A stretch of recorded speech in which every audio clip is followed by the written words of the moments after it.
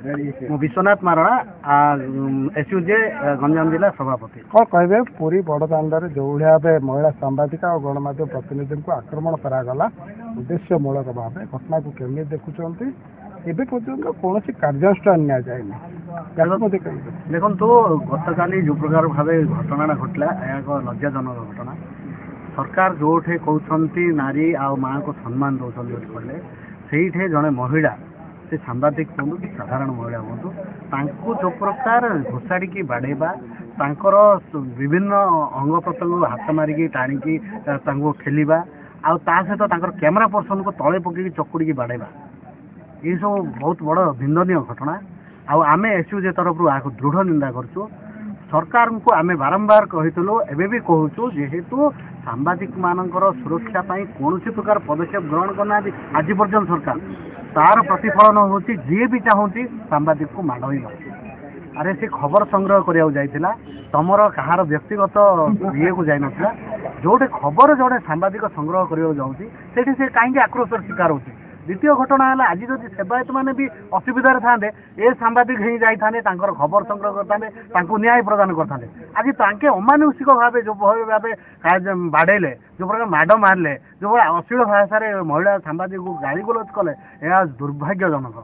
तेणु सरकार तुरंत 24 घंटा बीतीगला सरकार एपर्यंत चेती ना कि निद भांगी आम दाबी करुचु आगामी कम समय भितर जो मैंने यही प्रकार आईन को हाथ को नहीं तुरंत गिरफ्त करूँ आ विरोध में दृढ़ कार्यानुष्ठान ग्रहण कर।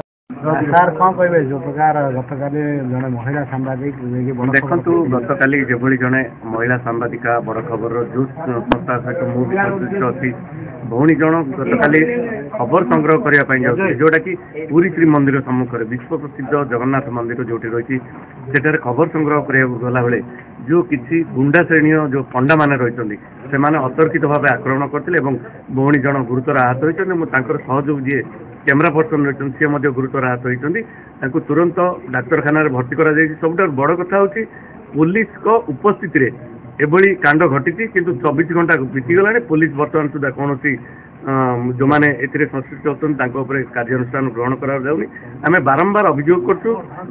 पूर्व सरकार एभली अनेक सांबादिक आक्रमण कर महिला कहु पुरुष सांबादिक कहु समस्त आक्रमण कर विश्वास थिला वर्तमान जेहेतु बीजेपी जो मोहन सरकार आसुँच तुरंत सांबादिक मान सुरक्षा आईन प्रणयन करेंगे किंतु एजाई से हो पारनी कि आम दाबी करूँ जो महिला सांबादिक जो भाव आक्रमण कर दृढ़ कार्यानुष्ठान ग्रहण कर सांबादिक सुरक्षा आईन प्रणयन कर तुरंत कहीं सांबादिक माने प्रति क्षेत्र में जितेबले समस्या हुए कि प्राकृतिक विपर्य हुए एवं साधारण लोकों समस्या हुए ताहा गणमाध्यम द्वारा खबर प्रसारण करदे और तुरंत समाधान पाई प्रशासन हो कि पुलिस तत्परता होती किंतु आज सांबादिक आक्रमण होती एजाए कौन कार्यानुष्ठान ग्रहण कर एसपी पुरी एसपी कहते कार्यानुष्ठान ग्रहण करोटी एत समय बीतीगला तथापि से कौन गिरफ्त कराए कि कौन जो सीसीटीवी फुटेज को जांच कर जो मैंने संश्लिष्ट होती से अटक रखा जाए आम तुरंत दाबी करूँ से दृढ़ कार्यानुष्ठान ग्रहण कर।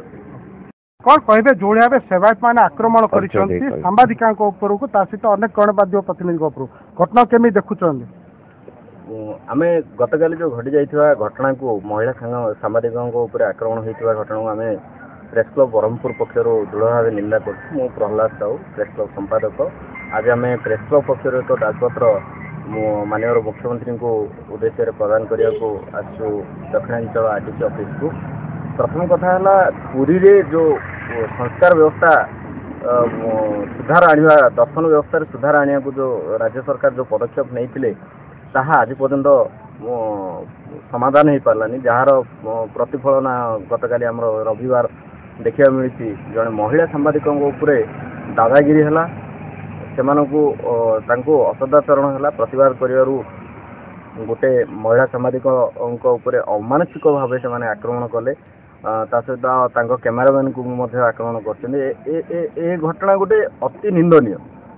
पुरी श्रीक्षेत्र धाम को विश्व दरबार अनेक लोक अनेक श्रद्धालु आशा विश्वास और बहुत श्रद्धार सहित भक्तिर सहित आसुँच भगवान को दर्शन कर किंतु इथे जो भली भावे पंडा माने ତାଙ୍କର ଦାଦାଗିରି ଚଳାଇଛନ୍ତି।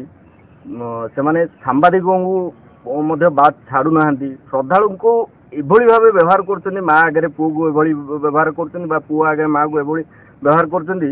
ସେମାନେ ଦୂରରୁ ରହି ଭଗବାନଙ୍କୁ ଦର୍ଶନ କରିବାକୁ ପସନ୍ଦ କରୁଛନ୍ତି, କିନ୍ତୁ ଏଇ ପଣ୍ଡାମାନଙ୍କ ଅତ୍ୟାଚାର ଯୋଗୁଁ ଶ୍ରୀମନ୍ଦିରକୁ ଆସିବାକୁ ଅନେକ ଶ୍ରଦ୍ଧାଳୁ ଭୟ କରୁଛନ୍ତି। ଏହି ପଣ୍ଡାମାନଙ୍କ ଉପରେ ରାଜ୍ୟ ସରକାର ଦୃଢ଼ କାର୍ଯ୍ୟାନୁଷ୍ଠାନ ନେବା ଦରକାର, ଯାହା ପୂର୍ବ ଦିନରେ ମଧ୍ୟ ହୋଇଥିଲା। 7 ଜଣ ପଣ୍ଡାଙ୍କୁ ପୂର୍ବତନ ଏସ୍ପି ଡାକ୍ତର ସାର୍ଥକ ଷଡ଼ଙ୍ଗୀ ଯେତେବେଳେ ଥିଲେ, ସେ ପଣ୍ଡାମାନଙ୍କୁ ଗିରଫ କରି କୋର୍ଚାଳନ କରିଥିଲେ। କିଛି ବର୍ଷ ସେଥିରେ ସୁଧାର ଆସିଥିଲା, ପଣ୍ଡାମାନେ ସାବାଡ଼ ହେଇଥିଲେ। ପୁଣି ସେଭଳି ନୀତି ଆପଣେଇବାକୁ ପଡ଼ିବ। ଏ ପଣ୍ଡାମାନଙ୍କୁ ଖୁବ୍ ଶୀଘ୍ର ରାଜ୍ୟ ସରକାର ଗିରଫ କରି କୋର୍ଚାଳନ କରନ୍ତି। ଢିଲା କାର୍ଯ୍ୟାନୁଷ୍ଠାନ ଏ ପଣ୍ଡାମାନଙ୍କର ଘଟଣାର ପୁନରାବୃତ୍ତି ଭାବେ ଯଦି ପୁଲିସ ଉପସ୍ଥିତିରେ ଜଣେ ସାମ୍ବାଦିକଙ୍କ ଉପରେ ଆକ୍ରମଣ ହଉଛି, ପୁଲିସ ସେଠି କରୁଥିଲା କଣ? ପୁଲିସ ର ଦାୟିତ୍ୱ ହେଲା ସର୍ବସାଧାରଣଙ୍କୁ ସୁରକ୍ଷା ଦେବା, ତା ସହିତ ଏ ପଣ୍ଡାମାନଙ୍କ ଅତ୍ୟାଚାରରୁ ସାମ୍ବାଦିକ ସାଧାରଣ ଜନତାକୁ ରକ୍ଷା କରିବା। ଯଦି ପୁଲିସ ଉପସ୍ଥିତିରେ ଆକ୍ରମଣ ହେଇପାରୁଛି, ତାହେଲେ ପଣ୍ଡାମାନେ କହୁଛନ୍ତି ଆମ ଅଧୀନରେ ପୋଲିସ କାମ କରୁଛନ୍ତି, ଆମ ଜାଗାରେ ପୋଲିସ କାମ କରୁଛନ୍ତି। ଏ ସତ୍ତାସ ନେଇକିରି ଯୋଉ କହିବାର ଭିଡିଓ ମଧ୍ୟ ଭାଇରାଲ ହେଲାଣି, କିନ୍ତୁ ପୋଲିସ କାର୍ଯ୍ୟାନୁଷ୍ଠାନ ନେଉନି। ଯଦି ଏଭଳିଆ କହୁଛନ୍ତି, ତାହେଲେ ମୁଁ ତ ସେଇ ଭିଡିଓ ଦେଖିନି। ଯଦି ସେମାନେ କହୁଛନ୍ତି, ଯଦି ଏଇଟା ଭାଇରାଲ ହେଲାଣି, ତାହେଲେ ମୁଁ କହିବି ରାଜ୍ୟ ସରକାର ପଣ୍ଡାମାନଙ୍କୁ ଡରୁଛନ୍ତି। ଗୋଟିଏ ପଟେ ପଣ୍ଡାମାନଙ୍କୁ ପ୍ରଶିକ୍ଷଣ ଦିଆଯାଉଥିଲା ସଂସ୍କାର ଆଣିବା ପାଇଁ ଶ୍ରୀମନ୍ଦିର ପ୍ରଶାସନ ଅରବିନ୍ଦ ପାଢ଼ୀ ଦାୟିତ୍ୱ ନେବା ପରେ, ତ ପ୍ରଶାସନ ଯୋଉ ଗୋଟିଏ ପଟେ ଟ୍ରେନିଂ ଚାଲିଛି ଏବଂ ଗୋଟିଏ ପଟେ ସାମ୍ବାଦିକଙ୍କୁ ଆକ୍ରମଣ, ଏହାକୁ କେମିତି ଦେଖୁଛନ୍ତି? ଯୋଉ ତାଲିମର କିଛି ପ୍ରତିଫଳନ ନଥାଏ, ସେ ତାଲିମର ଫଳ କ'ଣ? ସେ ତାଲିମ ଯୋଉ ପ୍ରତିଫଳନ ହେଲା, ଆକ୍ରମଣ କଲେ, ଏହା କ'ଣ ତାଙ୍କୁ ଶିକ୍ଷା ଦିଆଯାଇଥିଲା? ପଣ୍ଡାମାନେ ଯୋଉଭଳି ଭାବେ ସେଇଠି ଏକତାବାଦ ଏକଛତ୍ରବାଦ ଭାବେ ସମସ୍ତଙ୍କ ଉପରେ ଆକ୍ରମଣ କରୁଛନ୍ତି, କାହାକୁ ବାଦ କରୁନାହାନ୍ତି, କାହାକୁ ଛାଡୁନାହାନ୍ତି। ସେମାନେ ଦରକାର ହେଲେ ପୁଲିସ ପ୍ରଶାସନ ଉପରେ ମଧ୍ୟ ଆକ୍ରମଣ କରୁଛନ୍ତି। ଏଇଟା ପ୍ରଥମ ଘଟଣା ନୁହେଁ।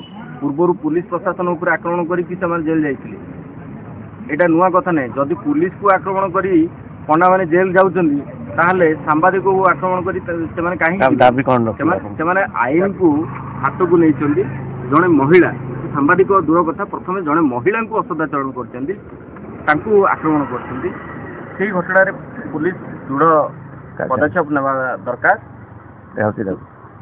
ଏଇଟା ଆମର ରାଜ୍ୟ ସରକାରଙ୍କ ପାଖରେ ଅନୁରୋଧ ରହିବ, ଦାବି ରହିବ, ସେ ପଣ୍ଡାମାନଙ୍କ ଉପରେ କାର୍ଯ୍ୟାନୁଷ୍ଠାନ ନିଅନ୍ତୁ। ପୁନରାବୃତ୍ତି ଯେଭଳି ଏ ଘଟଣା ଯଦି ପୁନରାବୃତ୍ତି ହୁଏ, ତାହେଲେ କଲମ ଏକାଠି ହୋଇ ତାର ଜବାବ ଦେବ।